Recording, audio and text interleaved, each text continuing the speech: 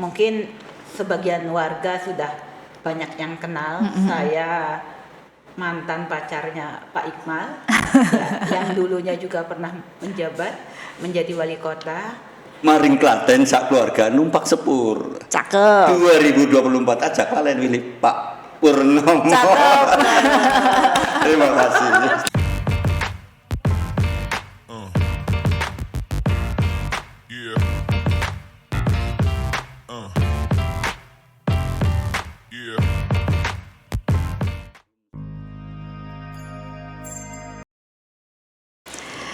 Assalamualaikum warahmatullahi wabarakatuh. Salam sejahtera untuk kita semua. Podcast DPRD kembali hadir bersama saya Elok Melati, dan puji syukur kehadirat Allah Subhanahu wa taala kita masih diberi kesehatan ya, sehingga kita bisa bersama-sama berbincang dengan topik yang sangat menarik tentunya.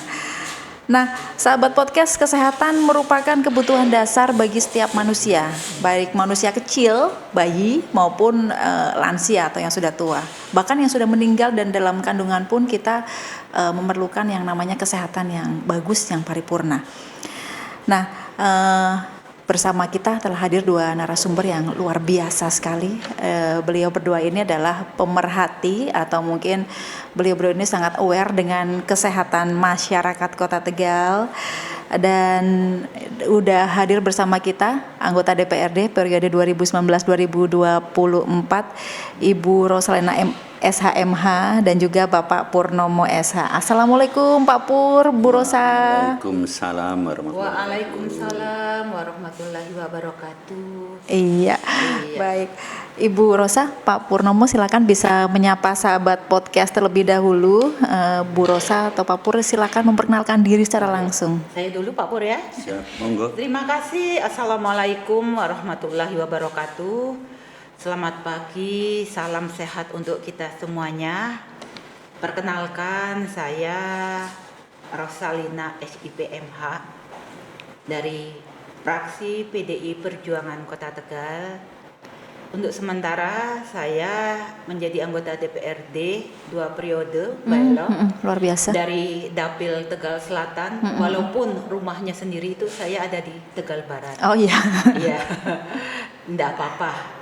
Dimanapun kita ditempatkan itu suatu anugerah buat kita. Betul. Iya, mungkin sebagian warga sudah banyak yang kenal. Saya mantan pacarnya Pak Iqmal, yang dulunya juga pernah menjabat menjadi wali kota.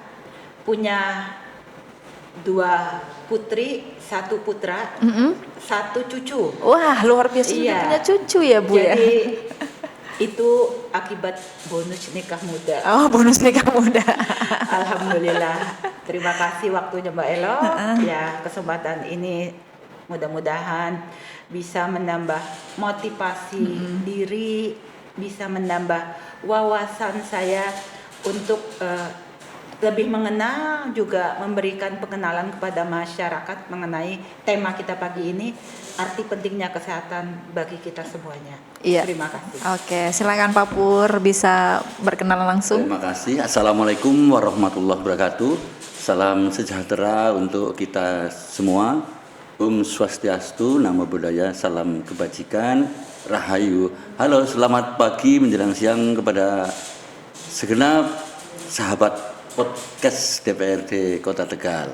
Saya Purnomo SH, anggota DPRD Kota Tegal, ditugasi oleh fraksi. Saya ada di Komisi 2 dari fraksi PDI Perjuangan bersama Ibu Rosalina Iqmal Jaya.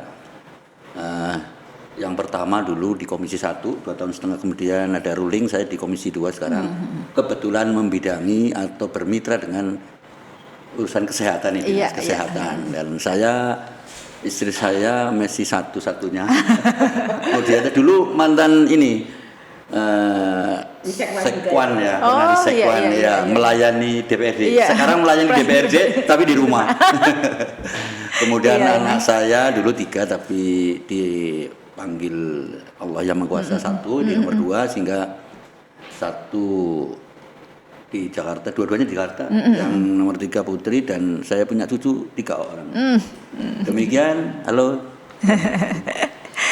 Iya, dan kita ternyata hebat sekali nih, udah punya cucu tapi masih semangat sekali ya untuk menjalankan pengabdian kepada masyarakat. Nah, Pak Pur, Bu Rosa menjadi anggota DPRD kan otomatis memiliki tugas dan fungsi yang tidak mudah ya, Pak. Ada fungsi legislasi atau fungsi kebijakan atau perundang-undangan ya, kemudian fungsi budgeting mengatur keuangan, kemudian fungsi controlling mengawasi jalannya pemerintahan seluruh Kota Tegal. Itu bukan hal yang mudah ya. Kalau bukan orang yang luar biasa, orang yang dipercaya, nggak mungkin bisa melakukan hal itu. Nah, kenapa sih Bapak dan juga Ibu ini mau bersusah-susah? Kalau Ibu Lina kan kita tahu beliau pengusaha, kemudian juga mantan First Lady, kurang apa gitu loh. Kenapa mau pusing-pusing gitu jadi anggota DPRD yang memikirkan satu Kota Tegal? Kalau Pak Pur ini kan jelas beliau ini, saya pengalaman bersama Pak Pur itu luar biasa sekali loh. Pak Pur itu menghadirkan 3 lapangan tenis sekaligus di Gor Wisanggeni tahun berapa itu ya Pak ya? Iya, 4 tepatnya 4. 4 ya? Dan malah. sekarang 7. Nah, itu bisa menghadirkan 7 lapangan tenis dari pusat itu. Dananya luar biasa sekali, ini bisa membina atlet tenis di Kota Tegal. Itu kan sudah pencapaiannya luar biasa ya. Tapi kenapa Bu Lina dan juga Pak Pur mau bersusah payah memikirkan masyarakat Kota Tegal dengan menjadi anggota DPRD? Motivasinya apa? Mungkin dari Bu Lina dulu. Mungkin Mbak Elok terlalu berlebihan. Ya, kalau cerita seperti tadi. Iya. Sebetulnya yang namanya semangat memberikan bantuan kepada siapapun itu kan menjadi hak setiap manusia. Bila manusia itu dianggap mampu. Saya itu tidak punya angan-angan yang terlalu tinggi. Yang penting kita hidup ini punya tujuan, betul. punya nilai manfaat. Ya, tidak menjadi anggota DPRD pun kalau kita memiliki rasa saling peduli, ya saling melindungi antar umat manusia, itu adalah kewajiban dalam agama kita. Ya. Saya duduk menjadi anggota DPRD itu sebetulnya itu punya cita-cita itu ingin membantu masyarakat. Tentunya cita-cita semua anggota DPRD karena apalagi saya membidangi Komisi 2 yaitu bidang kesehatan. Mungkin masih banyak warga atau masyarakat yang belum tersentuh untuk mendapatkan hak kesehatan. Ya. Contohnya apa? Karena masih banyak kadang-kadang warga datang ke rumah kita, ya, Bu, saya tidak memiliki BPJS, ya, mau berobat, apalagi kan mereka yang sudah sepuh ya, yang memiliki penyakit bawaan seperti TBC, liver dan lain sebagainya itu. Nah, mereka itu kadang-kadang tidak memiliki BPJS. Nah, itu kadang-kadang yang kita itu mempunyai nurani hati terketuk gitu loh untuk membantu mereka ya. Ini suatu keadaan yang darurat yang harus kita bantu. Karena apa? Menyelamatkan nyawa orang lain. Betul. Itu yang menjadi motivasi saya. Terus juga untuk introspeksi diri kita. Ya. Kita kalau tidak mendapat pelajaran dari masyarakat bawah ya mengenai arti pentingnya memberi pertolongan, arti kepedulian itu kita tidak tahu. Ya, jadi melalui jalur DPRD ya kita bisa menyentuh masyarakat melalui program-program pemerintah yang masyarakat sendiri itu banyak tidak mengetahui. Karena masih banyak sekali masyarakat yang ada di Kota Tegal ini ya takut untuk datang ke puskesmas karena tidak memiliki uang, betul. takut untuk datang ke kelurahan, bagaimana sih saya mau berobat karena saya tidak mempunyai kemampuan. Nah, yang seperti itu yang harus kita tolong. Ya alhamdulillah ini sangat membantu sekali juga, apalagi di era sekarang ini mencari pekerjaan kan sangat sulit ya. Ya ada warga sebagian yang mereka kena PHK, apalagi kemarin itu terkena COVID dan lain sebagainya itu. Jadi banyak sekali warga itu yang BPJS-nya itu nunggak, tidak terbayar. Ya. Nah, kita kan yang namanya kehidupan kan tidak tahu manusia itu datangnya rezeki, ya hilangnya rezeki kan kadang-kadang tidak tahu. Disitulah kita terpanggil, ikhlas nggak sih kita punya harta ini untuk membantu mereka, ya. Tidak hanya istilahnya itu lewat program pemerintah, tapi kalau kita memiliki kemampuan ya, dari apa yang kita miliki itu kita bisa membantu mereka. Iya, iya. Ya mungkin itu apa ya, ada kegembiraan, ada Kepuasan batin. yang Iya, luar betul. biasa. Oh ya Allah, saya bisa memberikan manfaat Iya. untuk orang lain. Oke, iya Mungkin berarti seperti itu. motivasi Bu Lina ini ingin menyentuh lebih banyak masyarakat Betul, lagi di Kota betul. Tegal, ya Bu, ya berguna bagi sesama. Betul. Kalau Pak Pur sendiri dengan segudang prestasi seperti itu, motivasinya apa ini Pak menjadi anggota DPRD Pak? Luar biasa. Sebetulnya kurang lebih sama dengan Oh, Bu iya. Lina. Namun demikian saya ingin mengatakan bahwa yang namanya kalau para orang bijak mengatakan itu daun jatuh pun skenario Tuhan, Tuhan. Tuhan. Iya betul. Oleh sebab itu kami pun seperti itu. Saya kan latar belakang saya dulu pegawai negeri. Iya, pensiunan. betul. Maka ketika sampai hari ini kami masih diberi tenaga dan kemudian pikiran. Lalu kami berjalan bagaimana arah angin dan bagaimana air mengalir. Dan kebetulan saya lo kepleset bukan ya, maksudnya masuk jadi anggota DPRD. Maka yang saya pikirkan adalah sisa hidup saya dengan segala daya upaya, tenaga maupun pikiran yang masih berfungsi, bagaimana caranya bisa bermanfaat atau dimanfaatkan oleh Masyarakat. Kota Tegal. Kira-kira seperti itu dalam arti luas. Iya, Kebetulan saya ini di Komisi 2. Tadi Mbak Elok mengatakan kalau fungsi DPR ada 3. Sebetulnya saya katakan ada 4. Oh, ada 4 Pak. Yang tidak masuk undang-undang itu Apa itu, satu, Pak? yaitu berfungsi sebagai jembatan. Nah, iya dia, betul sekali. Untuk menampung aspirasi masyarakat dan mengkomunikasikan dengan eksekutif. Iya. Dan itulah esensi atau hal-hal yang menarik sehari-hari yang kita dalami. Apa yang disampaikan Bu Lina sangat betul. Jadi kebetulan masyarakat itu ada kalanya yang kurang tahu tentang hak-haknya untuk mendapatkan fungsi pelayanan kesehatan. Karena belum tahu, berarti ini perlu edukasi dan sosialisasi pada aparat yang terkait. Kemudian ada yang sungkan, males gitu loh, karena merasa sehat terus ya Bu ya. Itu. Nah ini juga perlu penyadaran. Artinya kesadaran kesehatan itu, periksa itu rutin secara berkala. Pentingnya BPJS ya, kartu BPJS atau akses itu, yaitu bukan untuk ketika sudah nggak bisa apa-apa baru rumah sakit, mengurus, apalagi belum punya BPJS. Tapi setiap kali rutin sehingga sedini mungkin sudah diketahui. Inilah penyadaran seperti ini mungkin diperlukan. Nah, sampai hari ini masyarakat lebih banyak mengandalkan enak lewat dewan gitu. Oh, iya. Betul ya Bu ya. Daripada harus ke puskesmas atau ke Dinjen. Udahlah ke Pak Pur gue. Iya. Ya ada yang memang banyak seperti itu, tapi ada yang memang orang-orang yang sudah punya kesadaran tinggi tentang pentingnya kesehatan. Kira-kira kalau seperti saya, motivasinya tadi bagaimana saya bisa, keberadaan saya di gedung utara ini dan DPR ini bisa jembatan, bermanfaat dan bisa dimanfaatkan oleh masyarakat Kota Tegal dan mau bersedia menjadi jembatan. Jembatan itu kan tidak tapi yaitu perlu dengan suka dan dukanya. Seperti Bu Lina katakan tadi, ya pasti ada senangnya lah. Bohong kalau nggak seneng ya kan.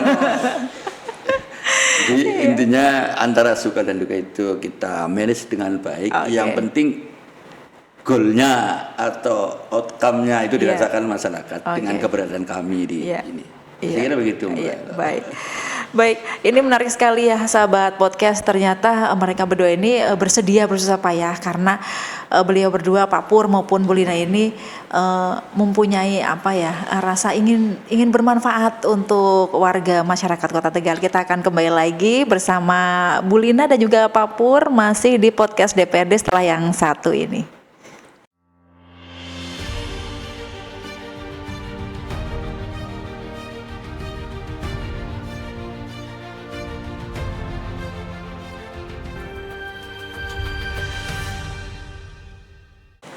Baik, masih bersama saya Elok Melati tentunya di podcast DPRD dan masih bersama dua narasumber yang luar biasa sekali, Pak Purnomo dan Ibu Rosalina. Beliau berdua dari fraksi PDI Perjuangan periode 2019-2024. Dan sahabat podcast,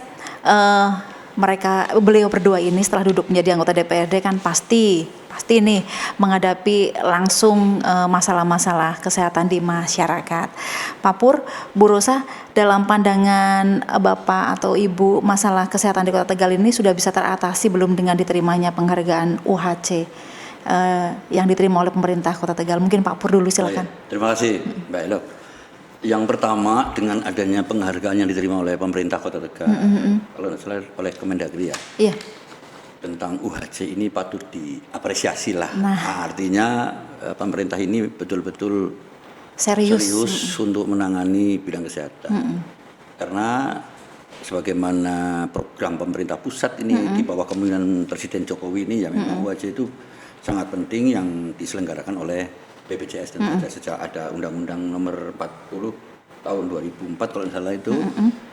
Nah, apresiasi ini bukan berarti serta-merta selesai, karena yang terpenting adalah implementasinya di lapangan.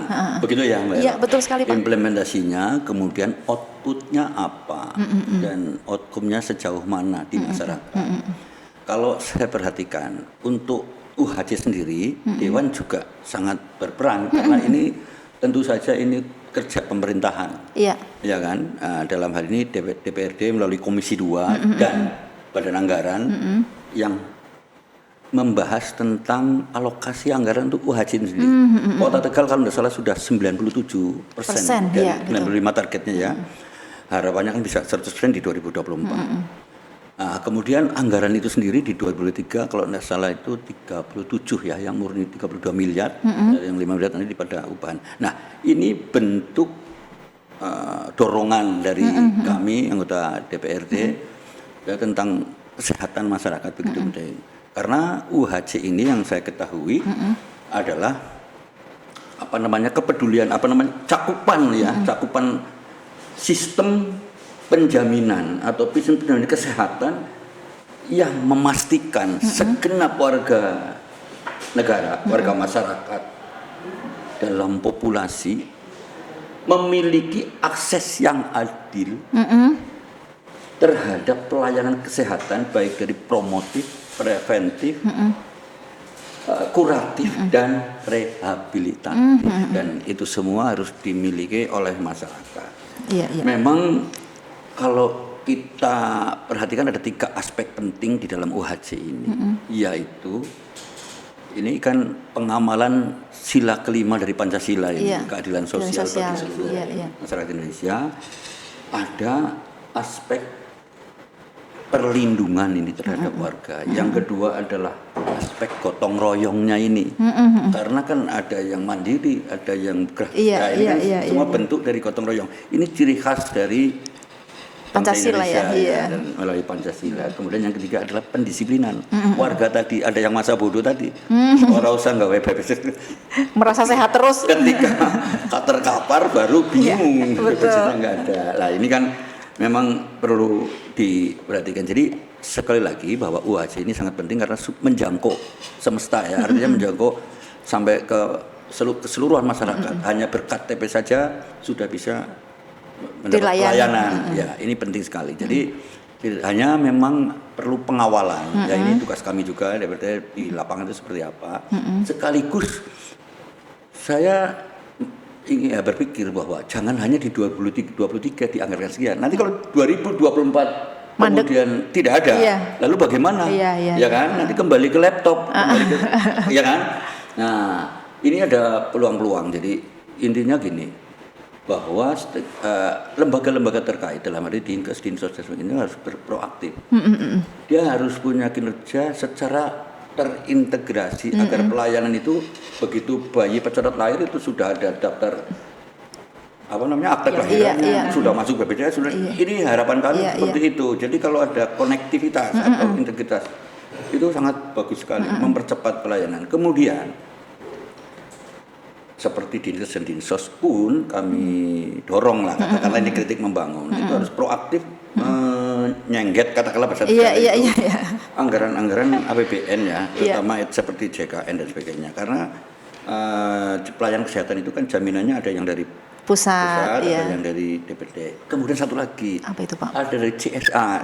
Nah, ini yang selama ini belum ditangani secara serius, secara proaktif. Maksud saya seperti Inkes dalam hal ini stakeholder-nya ya, leading sektornya maksud saya, dia itu mestinya harus menunjuk salah satu pejabat atau tim ad hoc lah, itu yang membidangi atau bekerja lobby terhadap perusahaan-perusahaan besar lah. Oh, begitu, iya, karena ini pusat, belum tertangani dengan bukan pusat maupun Yang perusahaan besar. betul. Contohnya RSI sudah memberikan CSR untuk 250 peserta.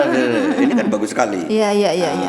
Ini penting bagi ini untuk ke depan. Saya kira seperti itu. Dimaksimalkan ya Pak ya, Dimaksimalkan. betul. Jadi, iya, penghargaan sih oke lah kita Iya, apresiasi ya, tapi kan lapangan dan kelanjutannya gimana? Iya. Kan begitu. Saya kira itu dulu monggo ini untuk Bu Lina.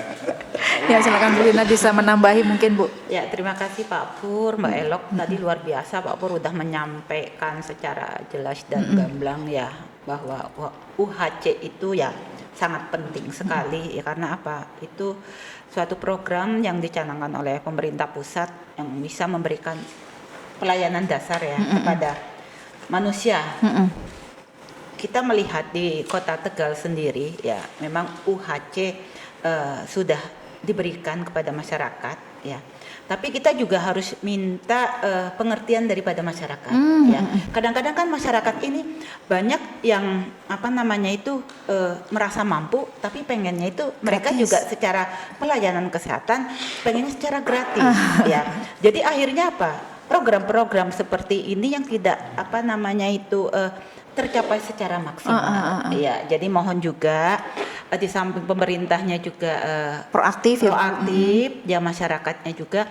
Saya berharap bagi kita yang mampu juga Gotong royong. tidak hanya mengharapkan pelayanan kesehatan itu dari masyarakat. Karena kan untuk mencapai UHC ini hak kesehatan masyarakat itu harus terpenuhi semuanya. Misalnya dari yang mandiri ya, kita harus mengikuti program BPJS secara mandiri. Nah, bagi yang tidak mampu ya kita mengikuti program itu melalui program pemerintah. Jadi saling gotong royong lah. Ya, sekarang ini saya melihat kadang-kadang ada juga ya bermobil, perhiasan yang mewah ya, tapi mengharapkannya itu pengobatan gratis, sementara dia sendiri tidak mau membayar BPJS. Nah itu ya Bu ya. Itu yang menjadi mungkin pemikiran bersama untuk kita semuanya ya. Mudah-mudahan untuk Kota Tegal sendiri program UHC ini segera tercapai.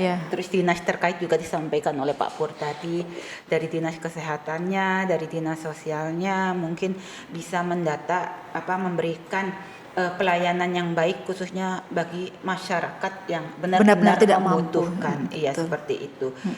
Jujur ya, sampai hari ini saya juga kadang-kadang kemarin juga Pak Pur, hari ini saya juga menerima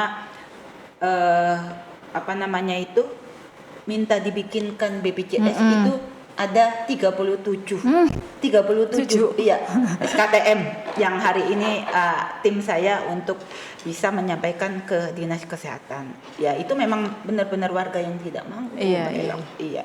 Ya mungkin itu tadi juga udah banyak disampaikan oleh Pak Pur ya melalui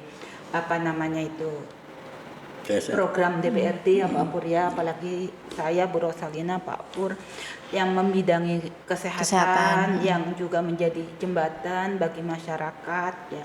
Mudah-mudahan program ini kita dukung bersama ya, dan bisa dinikmati oleh masyarakat yang betul-betul membutuhkan. Betul. Ya, mungkin seperti itu Mbak Elo.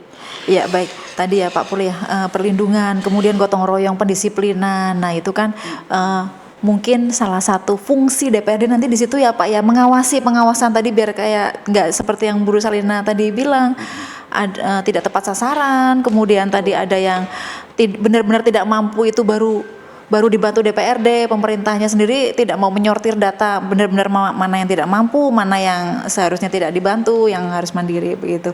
Ya baik, sahabat podcast, kita akan kembali lagi bersama Pak Purnomo dan Bu Rosalina dari Komisi 2 DPRD Kota Tegal dari fraksi PDI Perjuangan periode 2019-2024 dengan sesuatu yang lebih menarik lagi setelah yang satu ini.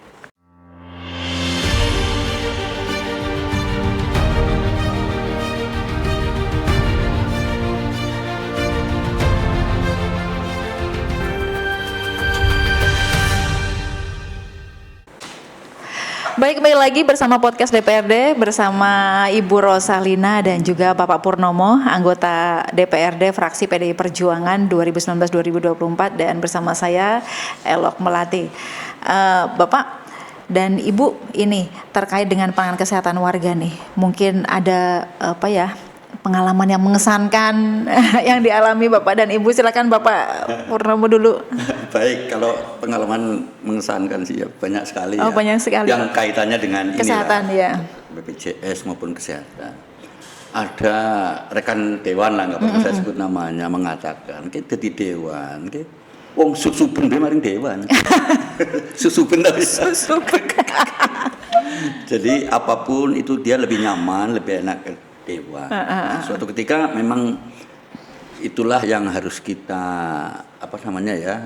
kelola dengan baik. Ya, artinya kita ini kan memang sudah mewakafkan diri kita untuk menjadi pelayan mereka, betul, masyarakat. Betul. Sehingga suatu ketika ada pengalaman menarik lah. Saya tidur sedang baru les, namanya istirahat jam 11 malam. Ada yang duduk-duduk.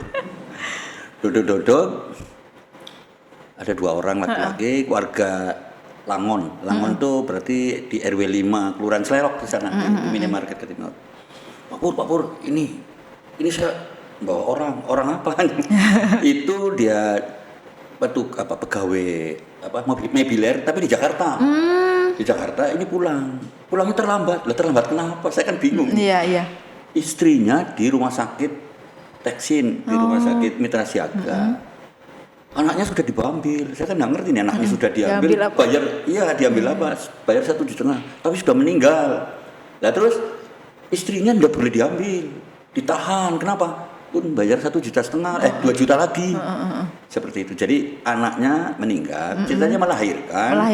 Anaknya meninggal, sudah bisa diambil oleh keluarganya, ibunya. Karena suami kan kerja di Jakarta.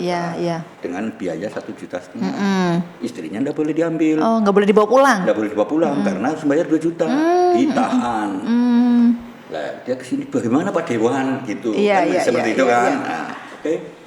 Nah, tentu saja saya kan bukan kayak Superman Tentu saja kami punya tangan-tangan lah, punya orang-orang yang biasa membantu saya. Saya telepon malam itu juga, hadir. Begitu hadir, tolong ini dibantu ke rumah sakit, diselesaikan sampai selesai. Ya kan?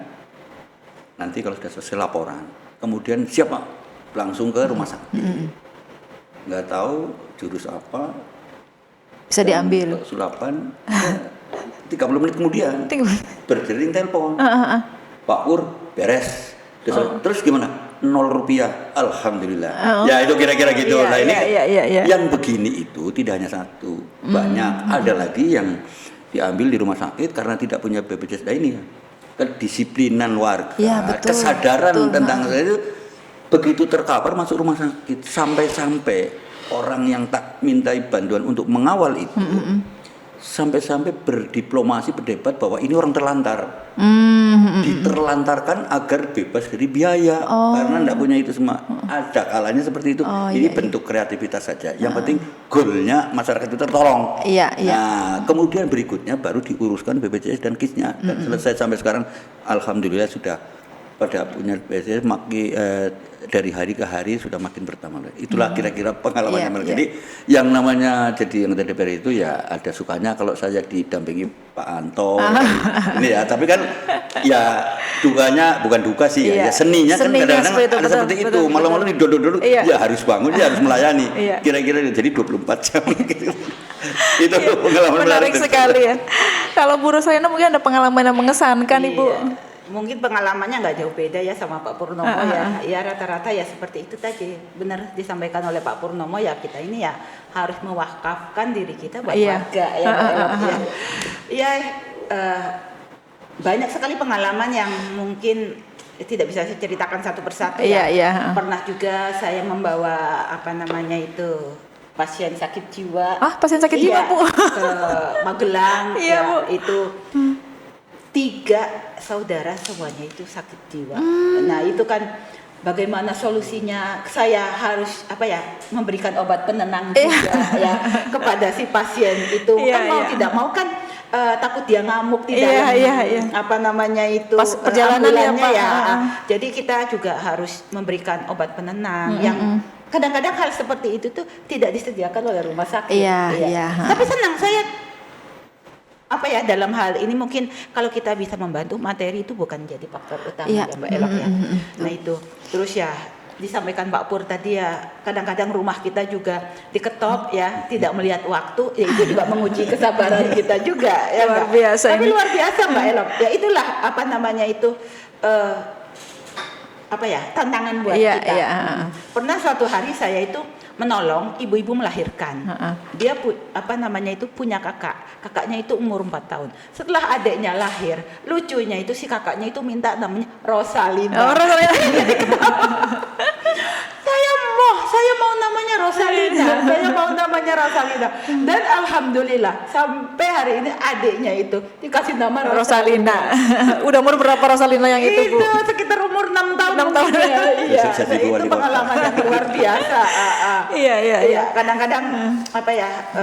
Ya itu tadi ya Pak Pur. Kalau kita bisa membantu orang itu apa ya? Ada manfaat yang Iya, luar ada biasa. kepuasan batin ya, Bu. Iya betul. Dan kita pun di balik itu nantinya itu akan diberi Allah kemudahan itu yang Iya, luar biasa. betul. Mbak Elok. Itu apa ya? Yang nikmat seperti itu tidak bisa ditukar dengan kata-kata ya. Kadang-kadang rezeki yang kita keluar itu tanpa sengaja diganti dengan rezeki yang lebih besar lagi. Iya, betul. Iya. Luar biasa nih. Luar biasa. Jadi ya itu pengalaman ya Pak Pur ya. Yang penting mohon doanya ke depan. Saya Bu Rosalina, Pak Purnomo yang nggak lama lagi nanti mau ada pesta Demokrasi 2024. ya, mohon doanya, mohon dukungannya ya masing-masing pendukung kita yang ada di tiap-tiap dapil. Mudah-mudahan di sisa usia ini saya Bu Rosalina, Pak Purnomo itu bisa selalu memberikan nilai manfaat ya kepada masyarakat. Ya ini bukan apa namanya itu omong doang mungkin ada, tidak ya. Alhamdulillah selama ini juga banyak masyarakat yang merasa terbantu ya dari program-program yang kita sampaikan ya itu di sisa usia ini ya bisa terus bermanfaat. Mungkin lihat lewat kegiatan kita, lewat bidang yang sekarang ini kita membantu Komisi 2 ya di bidang kesehatan itu ya minimal bisa membantu masyarakat, khususnya masyarakat Kota Tegal. Iya, baik. Ya, seperti itu Mbak Ella. Oke, kalau Pak Pur sebelum kita akhiri mungkin Pak Pur ada statement terakhir, Pak, closing statement. Baik, terima kasih. Kita bekerja di DPRD kan tidak sendirian. Kita itu kolektif kolegial ya. Di Komisi 2 juga ada beberapa teman-teman yang hebat-hebat.